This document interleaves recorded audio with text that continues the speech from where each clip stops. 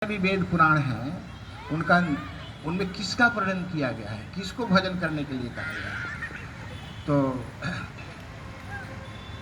शुद्ध गोस्वामी उत्तर देते हैं, शौनक जी पूछते हैं तो दूसरे अध्याय में उत्तर देते हैं कि दूसरे अध्याय का 28वां श्लोक है, वासुदेव परा वेदा वासुदेव परा मखा है, वासुदेव परा योगा वासुदेव परा क्रिया है, वासुदेव परम ज्ञानम वासुदेव परम तपः, वासुदेव परो धर्मो वासुदेव परा गति है। वासुदेव परा वेदा, वसुदेव के पुत्र को वासुदेव कहा जाता है। कृष्ण, भगवान कृष्ण का एक नाम है वासुदेव, जो सब जगह वसे हुए हैं, कण कण में भगवान है।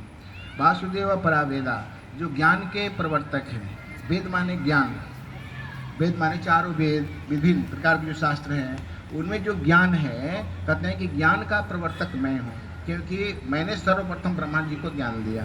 ब्रह्मा जी ने नारद जी को, नारद जी ने वेद व्यास जी को, वेद व्यास जी ने सुखदेव गोस्वामी, सुखदेव गोस्वामी ने परीक्षित महाराज को। देखिए, और हम आप सब सुन रहे हैं, ये ज्ञान दान की परंपरा है। वेद माने ज्ञान, ज्ञान का उद्देश्य है भगवान को जानना। यदि भगवान को आप नहीं जाने तो आपके ज्ञान में आग लग जाए, किसी काम का वो ज्ञान नहीं।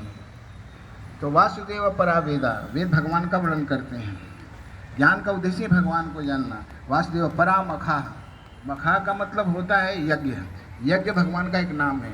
यज्ञ बने, यज्ञ का मतलब अर्थ होता है यजन करना, पूजन करना, देव पूजन संगति करना, दानेशु यज्ञ, भगवान का पूजन करना, जो समस्त देवताओं के आदि देवता हैं, देवताओं को सम्मानित करना बोला गया है, और साधुओं का संग करना, इस उसको हम यज्ञ कहते हैं। यजन करना, भगवान को प्रणाम करना यज्ञ। ये श्रीमद् भागवत महापुराण यज्ञ है। यज्ञ कहते भगवान, यज्ञ भगवान का नाम ही है। उनको प्रसन्न करिए तो भगवान कैसे प्रसन्न होंगे, उनकी आज्ञा का पालन करेंगे, वो जो कहते हैं उनके आदेशों का पालन करेंगे तो भगवान प्रसन्न हो जाएंगे। तो वेद का उद्देश्य है, यज्ञ का उद्देश्य है भगवान को प्रसन्न करना, योग का भी उद्देश्य है भगवान को प्रसन्न करना, और धर्म का भी उद्देश्य है भगवान को जानना। अगर भगवान को आप नहीं जाने, भगवान को आप नहीं माने, तो आसो सुख कर्म धर्म जरि जाओ, जहन राम पद पंकज भाओ। आपके वो सुख और कर्म में आग लग जाए, वो जल जाए, किसी काम का नहीं है। भगवान मेन है। यज्ञ में भगवान की प्रसन्नता, यज्ञ भगवान की प्रसन्नता के लिए है। और गति माने लक्ष्य। मानव सभी मनुष्य के जीवन का गति क्या है, मानव जीवन का लक्ष्य क्या है? लक्ष्य है भगवान को प्राप्त करना। अगर मानव भगवान को प्राप्त नहीं किए तो समझिए कि आपका जीवन वहीं बीत गया, आपकी मुक्ति नहीं मिलेगी, फिर आप नरक शुक्र जोनी में चले जाएंगे। मान लीजिए आप पढ़ लिख रहे हैं, पूछा जाएगा ना आपका लक्ष्य क्या है, कि हम नौकरी प्राप्त करेंगे। नौकरी प्राप्त कर कर क्या करेंगे? पैसा मिलेगा, उससे क्या करेंगे? इंद्रिय तृप्ति करेंगे, खाएंगे पिएंगे, हैं, विलासिता जीवन व्यतीत करेंगे। इसके बाद क्या करेंगे? इसके बाद कहाँ जाएंगे? फिर मर जाएंगे। फिर कहाँ जाएंगे मर जाएंगे? तो पूछा तो पता है? तो लोग कहते हैं कौन देखता है? देखता है। मरने के बाद भी आपका पुनर्जन्म होगा। जो भगवान का नाम लेकर मरेगा वो भगवत धाम जाएगा, और जो गाली देकर मरेगा, भगवान का नाम लेकर नहीं मरेगा, कुत्ता कुतिया का स्मरण करते हुए मरेगा, तो अगले जन्म में कुत्ता कुतिया बन जाएगा। इस शास्त्र का प्रमाण है। जब भरत जी देखिए अंत में, अपने जीवन के अंत में हिरण का स्मरण करते हुए शरीर छोड़ते हिरण बन गए। पुरंजन उपाख्यान में वर्णन है, राजा पुरंजनी का चिंतन करते हुए मरे तो स्त्री बन गए। इसलिए अपने जीवन को ऐसे ढाल लीजिए कि अंत में भगवान का स्मरण हो जाए तो आप भगवान के धाम में चले जाएंगे, आपकी सदगति हो जाएगी। माने भगवान को प्राप्त करना जीवन का लक्ष्य है। और प्रभुपाद ये कहते थे कि जहाँ जाना है वहाँ के लिए मनुष्य तैयारी नहीं करता है, जिसको छोड़ना है वहीं के लिए मनुष्य तैयारी करता है। अपना घर द्वार बनाता है, एकदम चुम्बी भवन बनाता है, हैं, तमाम सब कुछ। इसको पता नहीं है कि इसको छोड़कर हम जाएंगे, कहाँ जाएंगे? अरे जहाँ जाएंगे उसके लिए तो तैयारी करो। अगर भगवान का नाम नहीं लोगे तो नरक में जाओगे, भगवान का नाम लोगे तो वैकुंठ ही जाओगे। तो वैकुंठ में जाने का सबसे सरल उपाय है भगवान की सेवा, भगवान का नाम याद रखिए। हरे कृष्णा कृष्णा कृष्णा हरे हरे, हरे राम राम राम हरे। अब आइए, अब हम आपको अवतार प्रकरण में ले चलते हैं, सुनिए ध्यान से। हरे कृष्णा कृष्ण कृष्ण हरे हरे, हरे राम राम राम हरे हरे, हरे कृष्णा कृष्णा कृष्णा हरे हरे, हरे राम राम राम हरे हरे। बोलिए श्री कृष्ण भगवान की जय। अब भगवान के आज अवतारों का प्रकरण है। अब समझिए कि अवतार का अर्थ क्या होता है। अवतार का अर्थ होता है अवतरती थी अवतार। आध्यात्मिक जगत से, वैकुंठ जगत से इस भूलोक में उतरने की प्रक्रिया का नाम है अवतार। अवतरती थी अवतार, जो उतरते हैं। कहाँ से उतरते हैं? भगवत धाम से। भगवत धाम वैकुंठ है, गोलोक धाम है, वहाँ से भगवान आते हैं इस भूलोक में। वो पहले से हैं, अनादिकाल से हैं, आते हैं तो उनको हम अवतार कहते हैं। तो क्यों आते हैं भाई? इनके आने का कारण क्या होता है? भगवान तो अजन्मा है, उनका जन्म नहीं, तो अनादिकाल से हैं। लेकिन फिर भी भगवान कहते हैं आते हैं। क्यों आते हैं? कहते हैं जब जब धर्म की हानि होती है और धर्म की बढ़ोतरी होती है तो धर्म की स्थापना करने के लिए भगवान इस भूमंडल पर आते हैं।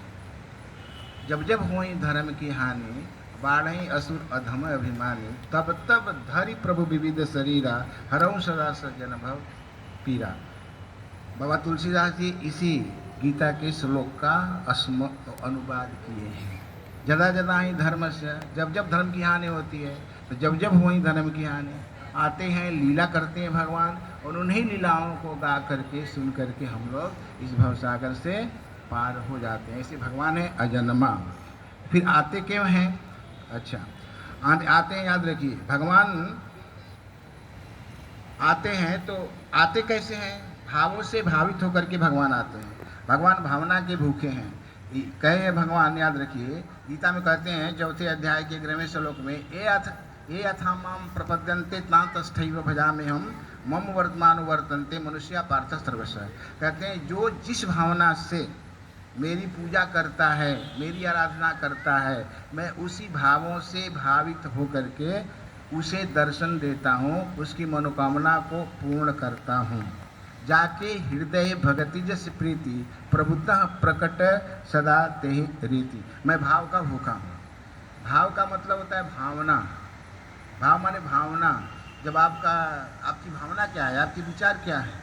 जब भगवान की कथा सुन करके आपका हृदय शरीर रोमांचित हो जाए, गला अवरुद्ध हो जाए, माने एकदम कंठ अवरुद्ध हो जाए, आंखों में प्रेमाश्रु, सुख की अश्रु बहने लगे, तो उसको हम आनंद कहते हैं। आनंद की अनुभूति होती है। भाव कहते हैं, भाव विभोर हो गए।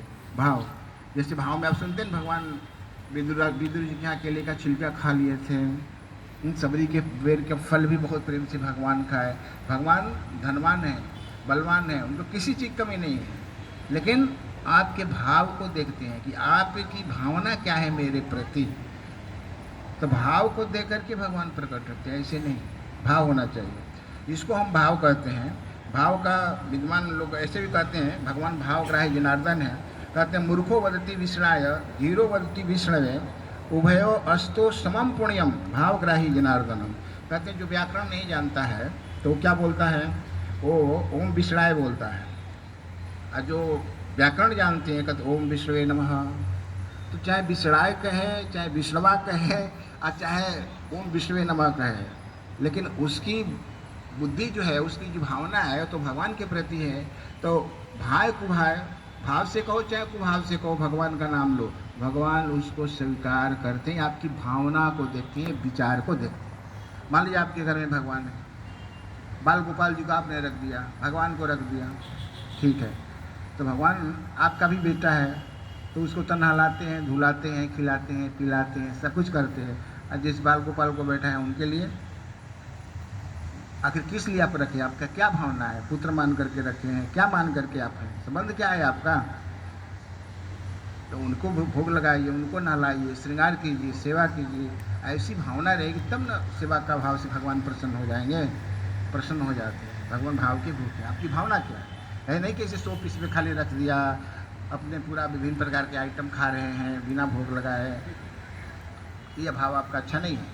घर में कुछ भी बनता है पहले भगवान को, बाल गोपाल को खिलाइए, राधा रास बिहार जी को खिलाइए, राधा रानी को, भगवान कृष्ण को भोग लगाइए, इसके बाद में आप उनका प्रसाद पाइए। ये हुआ भक्ति, ये हुआ सेवा। ऐसा नहीं है कि भोग लगाना बहुत जरूरी है, इसको हम भक्ति करते हैं। बिना भोग लगाए वैष्णव नहीं खाते। प्रभुपाद जी ने सिखलाया है सारी दुनिया में। इसलिए देखिए भगवान को पहले भोग लगाया जाता है, नैवेद्य अर्पण किया जाता है, तब आपको ग्रहण करना है। ये वैष्णव लोग जानते, दूसरा नहीं। भाव के भगवान भोगे, भाव ने भावना। आइए देखिए भाव के, इसीलिए भगवान भाव से प्रकट होते हैं। भाव का भूखा हूँ मैं, भाव ही बस सार है, भाव से मुझको भजे भव से बेड़ा पार है। भाव बिन कुछ भी उदेरे मैं कभी लेता नहीं, भाव से एक फूल भी देवे तो मुझे स्वीकार है। अन्न धन और वस्त्र भूषण कुछ न मुझको चाहिए, तुम हो जाओ मेरा बस यही मुझे स्वीकार है। बांध लेते भक्त मुझको प्रेम के जंजीर में, इसलिए इस भूमि पर होता मेरा अवतार है, इसलिए इस भूमि पर होता मेरा अवतार है। बोलिए भावग्राही भगवान जनार्दन की जय। भाव माने भावना। अमर कोश में कहा गया है, शब्द कोश में, विकारो मानसो भाव, रस के अनुकूल। जो मन में भाव उत्पन्न होते हैं, जो भावना उत्पन्न होती है, उसका नाम है भाव। जैसे देखिए भगवान से कोई सुंदर नहीं, याद रखिएगा। भगवान से बढ़कर दूसरा कोई है ही नहीं। मनु और शत्रुपा तप किए, चाहे देवकी वसुदेव तप किए, तो भगवान कहते हैं कि वरदान मांगो, क्या चाहिए? मनु महाराज ने तब वरदान मांगा था। दान श्रोमणि भगत हित, नाथ कहो सती भाव, चाहो तुम ही समान सुत, चाहो तुम ही समान सुत, प्रभुसन कवन दुराओ, आप सरिस खोजो कह जाए, नृपतव तनय होग में आई।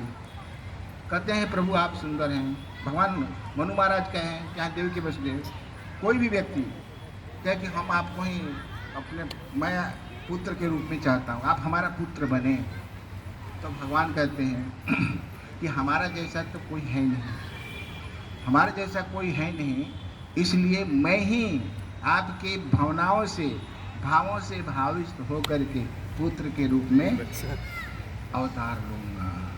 तो भावना से भावित होकर के भगवान अवतार लेते हैं, याद रखिएगा। कौशल्या मैया के यहाँ भगवान अवतार ले भाव से, यशोदा मैया के यहाँ आया भाव से, अनुसुईया महारानी के पुत्र बने भाव से। भाव माने भावना। भगवान प्रेम की भूखे हैं, याद रखिए। तो भाव प्रधान है इस जगत में, और भक्ति भाव से जो कुछ भी आप भगवान को देंगे भगवान स्वीकार करते हैं। जैसे भगवान गए थे ना संधि दूत बन करके हस्तिनापुर में, दुर्योधन के पास गए थे संधि दूत, समझौता करने के लिए महाभारत युद्ध में, शांति प्रस्ताव रखने के लिए। दुर्योधन ने भव्य स्वागत किया, भगवान उसके यहाँ नहीं खाए।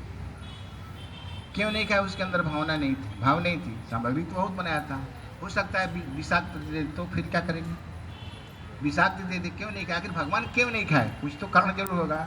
तो उसकी भावना भी नहीं थी। ऐसे भी वो दुष्ट प्रकृति का था, वो कुछ भी कर सकता है, तो भगवान के ऊपर तो उसका कोई प्रभाव नहीं पड़ेगा। लेकिन भगवान खाए क्यों नहीं? उसके पीछे भी कुछ रहस्य होगा। उसकी भावना अच्छी नहीं थी और छोड़ दिए। और वहाँ से कहाँ गए?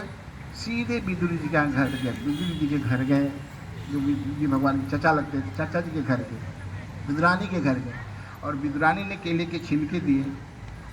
केला है, लेकिन इतनी आनंद में हो गई, भाव विभोर हो गई कि केले का गूदा को फेंकने लगी, छिलका देने लगी। छिलका को भगवान खाने लगे।